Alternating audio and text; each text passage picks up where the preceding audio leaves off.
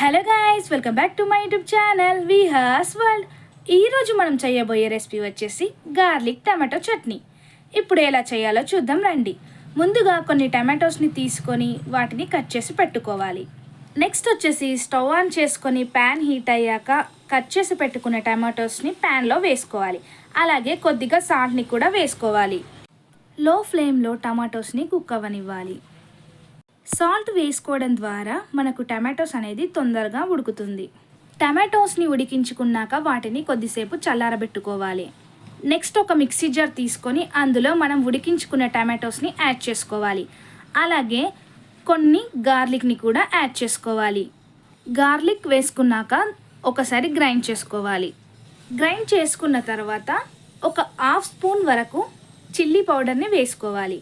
అలాగే టేస్ట్కి సరిపడా సాల్ట్ని కూడా వేసుకొని మళ్ళీ ఒకసారి గ్రైండ్ చేసి పెట్టుకోవాలి. నెక్స్ట్ ఇప్పుడు తాలింపు చేసుకోవడానికి స్టవ్ ఆన్ చేసుకొని ప్యాన్ని పెట్టుకొని అది హీట్ అయ్యాక 2 టేబుల్ స్పూన్ ఆయిల్ని వేసుకొని ఆయిల్ హీట్ అయ్యాక 1 స్పూన్ జీలకర్ర అలాగే 1 స్పూన్ ఆవాలను కూడా వేసుకోవాలి. అలాగే కట్ చేసి పెట్టుకున్న ఎండుమిరపకాయలను కూడా వేసుకోవాలి. అలాగే కరివేపాకు కొత్తిమీరను కూడా వేసుకొని హాఫ్ స్పూన్ పసుపును కూడా వేసుకొని మిక్స్ చేసుకోవాలి. తాలింపు రెడీ అయిపోతుంది. మనం ముందుగా గ్రైండ్ చేసి పెట్టుకున్న టమాటో చట్నీలో ఈ తాలింపుని వేసుకోవాలి. తాలింపుని వేసుకొని బాగా మిక్స్ చేసుకోవాలి.